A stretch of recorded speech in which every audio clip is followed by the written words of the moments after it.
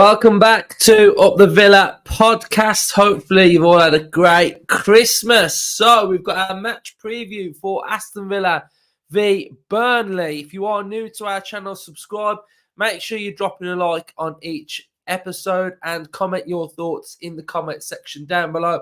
Goes off like a fan forum every time, so it's there for you to get involved with. But before we get into Villa v Burnley, I really want to have a bit of a roundup of the year, really. You know, this is probably going to be our last pre-match reaction. Well, we'll do the predicted lineup tomorrow, etc. But I just wanted to talk about sort of 2023 briefly for Aston Villa. The whole year, it's been absolutely remarkable.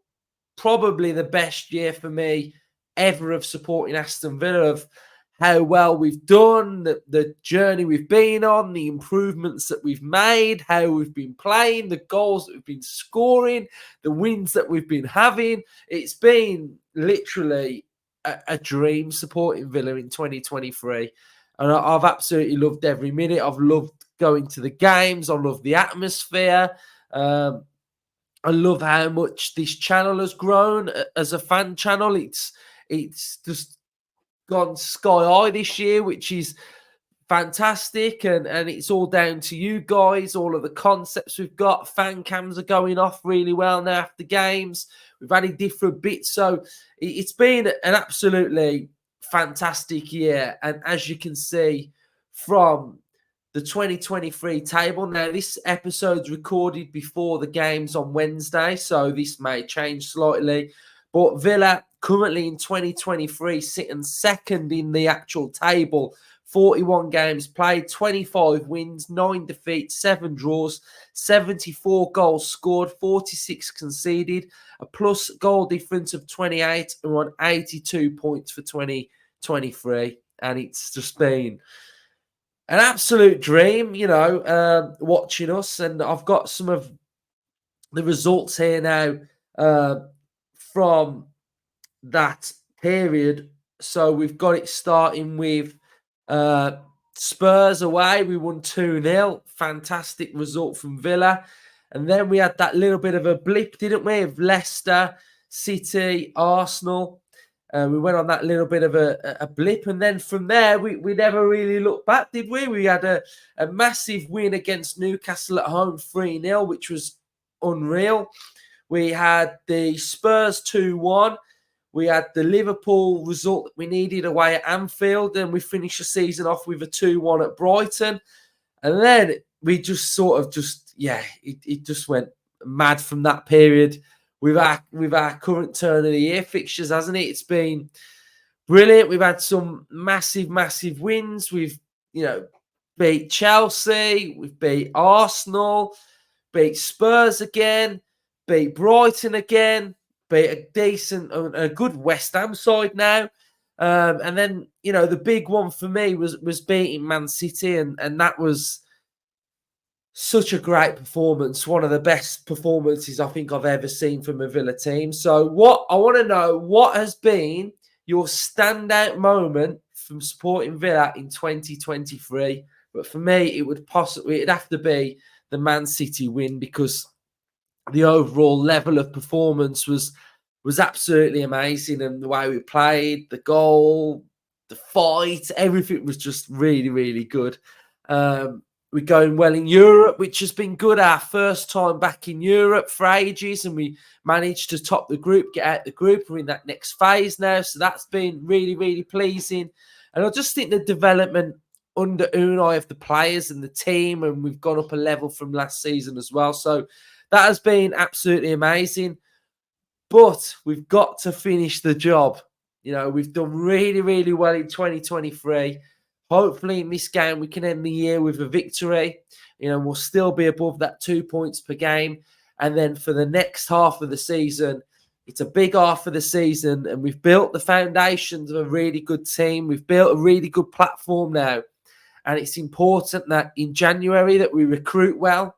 I think we have to recruit well. We need some players. We need that lift. Any player that comes in January will give the squad a lift. And I think we've really got to look at this now and think there's an opportunity here. Just like last year, just like when we were saying, you know, getting into Europe will be massive. And it is massive. It's massive because it enables us to have that platform of bringing in players, but it also gives us that experience for the European journeys that are to come. And they are going to come. They are going to be the big one. So it's going to put us in really good stead, and it's a really good building block. And I think that's where we are. And it's all about January. And I'm not going to go into too much detail on players, on who we need and what we need. But it's important that the players that come in give this squad the lift that's needed to push on for that next phase of the season, because that is so important for me. I cannot imagine that we are not going to sign anybody. I don't think that's the case. I would like to think that there is a big transfer that's going to come in because it's needed. You have to seize the moment. You have to seize the moment. And what we have done in this first half of the season is created a foundation for us now to kick on and push on and get that aspiration of getting into the Champions League. And I think that's huge. And, while we are there, we have to seize that moment. And I'm not saying we've got to be reckless in a window and just say, oh, we've just brought him in because it was available and we could do it. I think if we've got a long-term target that we can potentially get in this window, that we would want to sign in the summer, that we can entice to come in January to take us where we need to go, I think that's massive. And I think what's happened in the past is we've maybe had these players that we want to bring in, and we've had to sell ourselves, or they're not quite there, they're not quite aligned with where we are and what we want to do. We are in a great place now. Anyone looking at Aston Villa will look at it and think, these can do something. And these are doing something. And I can be that player that can get them over that line. And we're an attractive proposition now, which is really, really good. So it's important that we get January right, because players coming in is needed for us to get into that Champions League. It's shown in the last couple of weeks where, yes, we've been fantastic, but we can't rotate as much as we need to. There's a little bit of a quality that we need that we don't quite have in a certain position. And I will say central midfield. I want a central midfielder to come in. I think we need another central midfielder, because what we are seeing at the minute is a McGinn and a Luiz. They're having to play every single game. And if we want to be in Europe, we want to be in all these cup competitions, we want to win the FA Cup, we want to win Europe, we want to get in the Champions League, we have to be able to have a level of rotation which doesn't sort of halt our game plan and our style and our vision. And I think some players are okay at doing that. Like, I actually think Longley for Pau is a really good replacement. He's not Pau Torres, Longley, but he comes in and he does a really good job and he's looked okay. So I'm happy with that.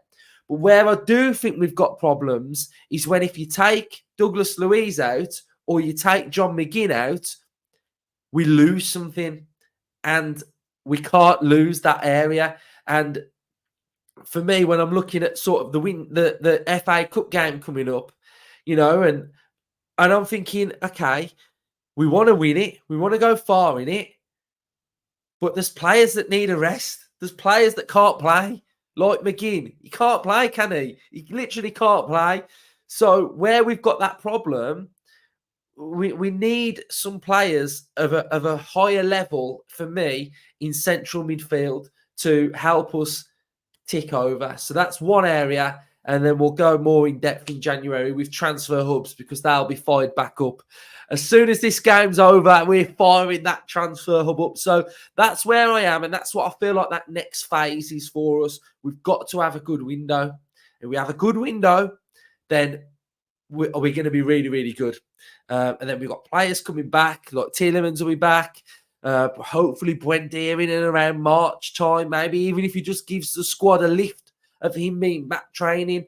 I think that is going to be massive as well. So brilliant 2023, but 2024, we've got a lot of hard work to do. and we've got to kick on, and we've got to kind of mirror slightly what we've done in 2023. So let me know your favourite moments, and then you can find them in the comment section down below. So let's switch our attention to Burnley. Big game, bounce back game for Aston Villa to put in a performance to finish 2023, and then we can just go into 2024. We've only got 2 Premier League games in January. We've got Everton around the 15th, 14th, and then we've got Newcastle around the 30th. So there is a winter break, and there's FA Cup games as well. So not many games, and that's where we can just recover, regroup, and get ready for that next half of the season. So we've got Burnley coming up. I've been slightly disappointed with Burnley from afar. I expected a little bit more from Burnley, I think. I think they've really struggled, and I think companies struggle to adapt to the Premier League. I think I look at teams like Luton, I look at Sheffield United, I look at, those 2 teams, and I think they've adapted slightly better. And I think what Burnley are realising is that in the Premier League, there are very fine margins. You go down the end of the pitch, you miss, next chance Liverpool get, they score, and it's 1-0. And I think those moments, they're finding it a little bit difficult. I think they had a bit of a blow with Foster missing games. He looked like he was really coming into his own. Koleosho's out at the minute. I've been really impressed with him. So I've been impressed with some of their players. They've got some really good flair players. Amdouni, I really like him as well. But there's just a little bit of a lack of quality at the back. And I think company at times has needed to just rein in a little bit and just go a little bit more defensive and manage games a little bit better. But it feels like they're just quite expressive. So I think that's going to play into Villa's hands massively. I think it's going to be a stark contrast from Sheffield United rocking up and defending for 90 minutes and putting everybody behind the ball. Burnley won't do that. They'll have a go. And I think that will probably be their downfall in this game, that Villa will be able to control the game and exploit Burnley. So if we go to the tactical pad, and we'll have a little look at how they set up in their last game against Liverpool. So this is how they lined up against Liverpool. They've got Trafford in goal, who has done okay. Big moments. I think he's having a bit of a mare at times. He's not as commanding and as dominant as what I think they would need in goal. They've got a back 4. They've got a 2 in there of Sanderberg and Brownhill. They've got Odebert. They've got Foster's there back in the team. They've got Tressor, and they've got Amdouni. So they've got a defensive sort of 2 players in there that are sort of screening and sort of have been those defensive players. And then their flair comes from out wide with Foster. And then Amdouni is always in and around these areas, a little bit of a free roll. He's pretty decent in and around the edge of the box as well. So that's how they are expected to line up. If we have a little look now at Burnley on their style, on how they play sort of like a 90-minute game. So the red, you can see, is where the opposition have most of the ball against Burnley. The blue is where they are comfortable with the ball. And then the grey are contested areas. So especially against Burnley, Aston Villa's left-hand side is going to be really, really important. And this is the area that Aston Villa are going to look to try and impose ourselves and sort of get a lot of joy in this game. If we have a little look at their average positions against Liverpool, it was pretty narrow centrally. And then you can really see, again, on that left-hand side, there's quite a lot of space. The space in behind their right back, there's not much cover in that area either. So, especially against Liverpool, they play a similar sort of system to Villa with how they play in central midfield. You can see that this was Burnley's passing network. So, it's okay. It's quite congested in the central area of the pitch. But, you look at this area here, you've got their right back, Vitinho, who's gone forward, and there's massive, massive areas to exploit.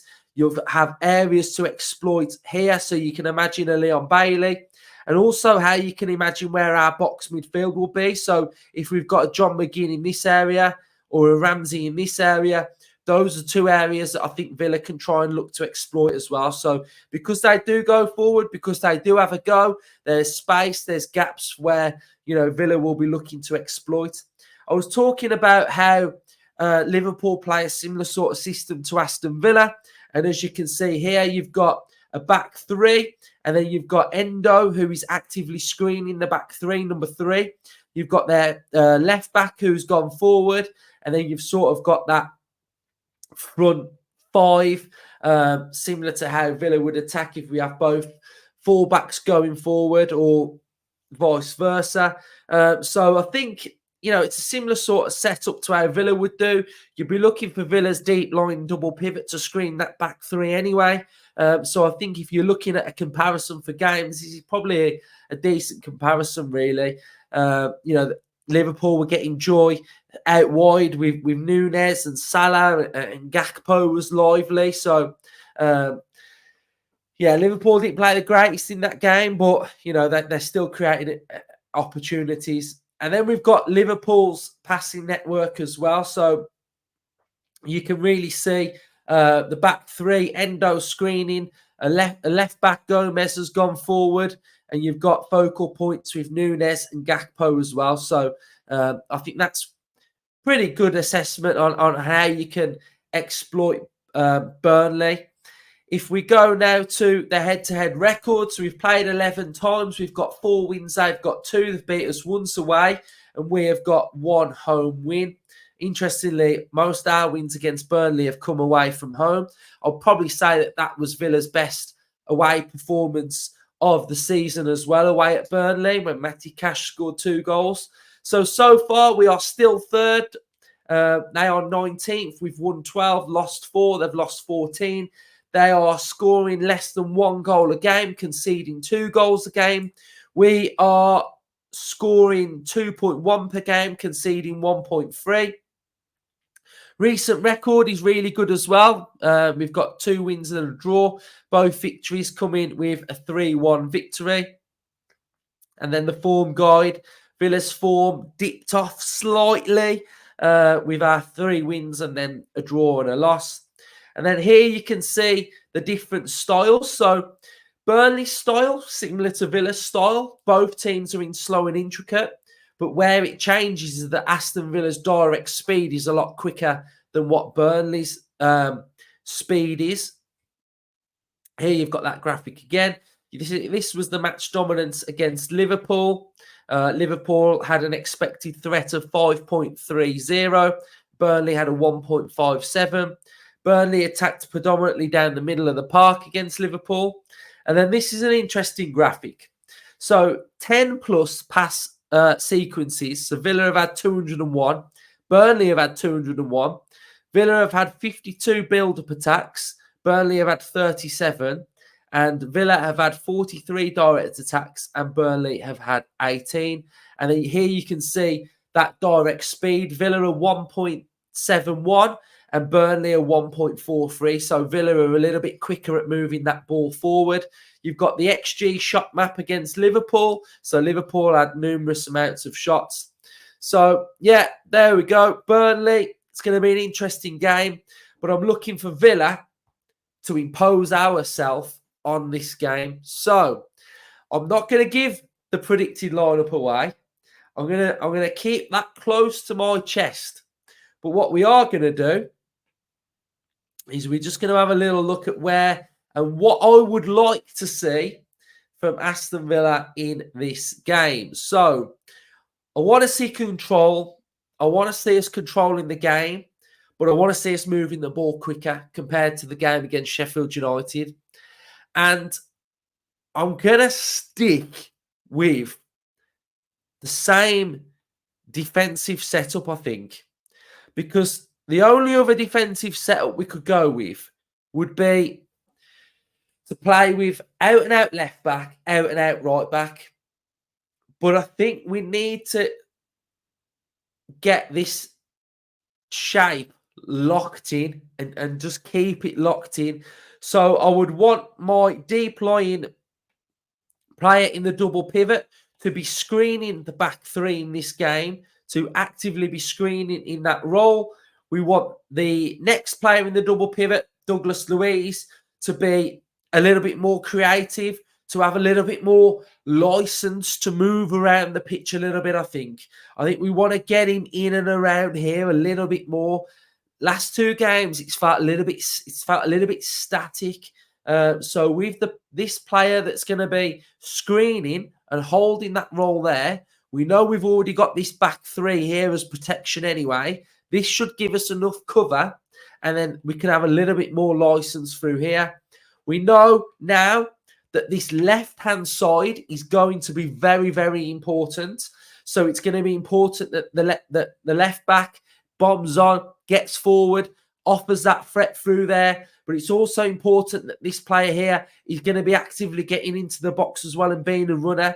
Maybe we can have some sort of inside runs through there as well, and we can just get a little bit more creative down this flank. But it's important that we really exploit the Burnley right-hand side.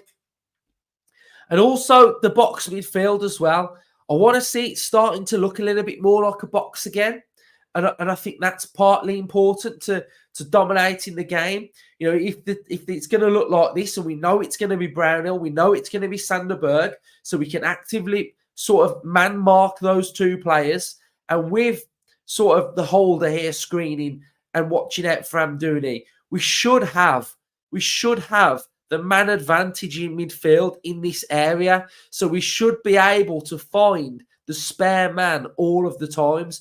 Foster's going to be up there. Amdouni's going to be in around there. If they want to offer the width Burnley through there, then that's fine, because it enables us to have gaps in and around here. If they do go a little bit more narrow, like they did against Liverpool, then it's there for us to use the width. We've got to use the width a little bit more. We'll have an out ball with Luca Dean through there anyway. So I think that's massively important. And then the next phase is these two players through here as well. It's important that Watkins is going to stretch, but it's also important that this wide player gets wide, attacks Charlie Taylor as well, and gets into those areas. And I think it's just all about supporting Watkins and getting through there. So the width is going to come from here. The width is going to come from here if they go narrow anyway. So we should always really be able to pick out this spare man. And it's important now that this ball is going to be massively on in this game to there and the ball into there. Those two balls are going to be absolutely crucial in this game, that we can bypass players and then get players on the turn running at the Burnley defence. So, yeah, I think that area for me, that left-hand side, Pau Torres back in, and we just exploit. So that's my team. That's how I think we can exploit them. And, you know, big game for the wide player as well. So hopefully you've enjoyed this episode. It's about to get back on track now, and then we can finish the year off really well. So hopefully you've enjoyed this episode. If you have, give it a thumbs up. If you're new, subscribe. Comment your thoughts in the comment section down below. Next episode, we will have the predicted lineup tomorrow. So I'll predict the lineup, and we'll do our score predictions for the next round of games. Then we will have the game. So we'll have fan cams on Saturday. Then we'll have a match reaction on Saturday night. Debrief on Sunday. And then we'll fire up the transfer hub. And the one name that I am thinking we should get up front is Timo Werner. He would be unbelievable in this system. Absolutely unbelievable. Those runs would be incredible. So, yeah, Timo Werner, central midfielder, and then we'll go from there. But, yeah, up the Villa. Cheers, everyone.